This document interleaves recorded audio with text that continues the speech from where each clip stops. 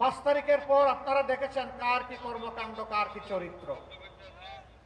আগেরটা রাখলাম, অতীতের খাতায় থাক, বর্তমান বিবেচনায় নিলেই বাংলাদেশের মানুষের জন্য সিদ্ধান্ত নেওয়া কঠিন হবে না ইনশাআল্লাহ।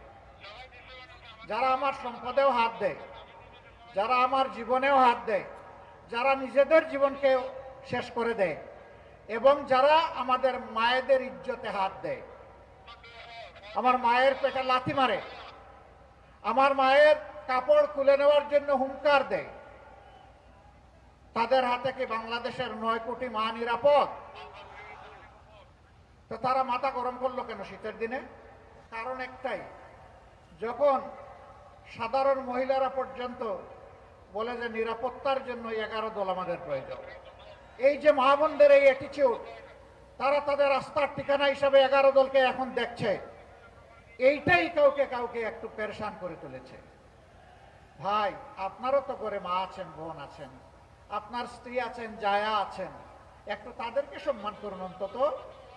যদি তাদেরকে সম্মান করেন তাহলে তাদের মতো আরেকজনের দিকে তো আপনি লাল চোখ দিয়ে তাকাবেন না, তাদের মতো আরেকজনকে আপনি বিরক্ত করবেন না, তাদের মতো আরেকজনের গায়ে আপনি হাত দিবেন না।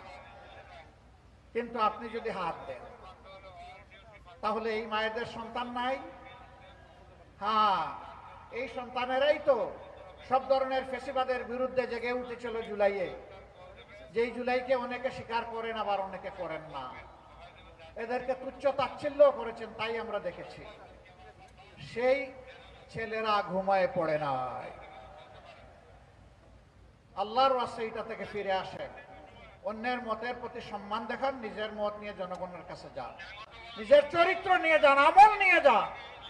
জনগণ তখন বিচার করবে, বিবেচনা করবে। আমাদের মাদের গায়ে হাত দিবেন আর আমরা বসে বসে গালে হাত দিয়ে ফতমে খাজে গান করবো, এটা চিন্তা করবেন না।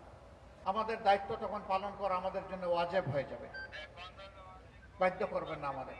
ফিরে আসো, মাকে সম্মান করুন, মায়ের জাতিকে সম্মান করুন। আমাদের অঙ্গীকার তো স্পষ্ট।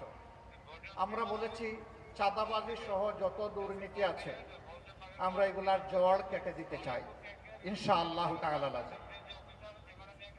এতে কারো ভয় পাওয়ার তো কিছু নেই। যারা চাঁদাবাজি করেন, দুর্নীতি করেন, তাদের ভয় পাওয়ার কিছু নেই। আমরা তো এমন একটা সমাজ গড়তে চাচ্ছি যেখানে প্রত্যেকটা নাগরিক তার জীবন, সম্পদ এবং ইজ্জতের নিরাপত্তা ভোগ করবে ইনশাআল্লাহ। এমন হালাল রুজি দিয়ে সম্মানের সাথে সে বেঁচে থাকবে ইনশাআল্লাহ। আপনারাও বেঁচে থাকবেন এই কর্মে যারা এখন জড়িত আছে। ছেড়ে দেন, এই অপকর্ম ছেড়ে দেন, জাতিটাকে আর কষ্ট দিয়েন না। এক সময় আপনারাও মজলুম ছিলেন, কেন এখন জালিম হতে গেলেন? মজলুম কিভাবে জালিম হয়? আমরা আশা করব সংশোধন হবে। যদি না হয়, আল্লাহ যদি আমাদেরকে সেই সরকারটা গঠন করার তৌফিক দেন, আমরা সতর্ক করব, সংশোধনের সুযোগ দেব। যারা সংশোধন হয়ে, সতর্ক হয়ে সুস্থ জীবনে ফিরে আসবেন তাদেরকে আমরা বুকে জড়িয়ে আলিঙ্গন করব। যারা আসবেন না তাদের বিশুদ্ধে আমাদের কোনো মায়া দয়া থাকবে না। আমরা চরম নির্দয় হয়ে সেখানে অবস্থান নেব।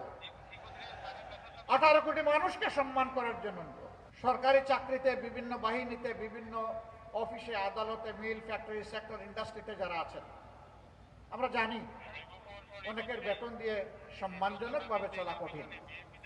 এই সরকার হবে একটা জনকল্যাণমূলক সরকার। এই সরকার প্রত্যেকটি রাষ্ট্রের প্রত্যেকটি লোককে, প্রত্যেক নাগরিককে, প্রতি কর্মকর্তা কর্মচারীকে সম্মানের সাথে বাঁচার জন্য যাই দরকার তাই করবে ইনশাআল্লাহ।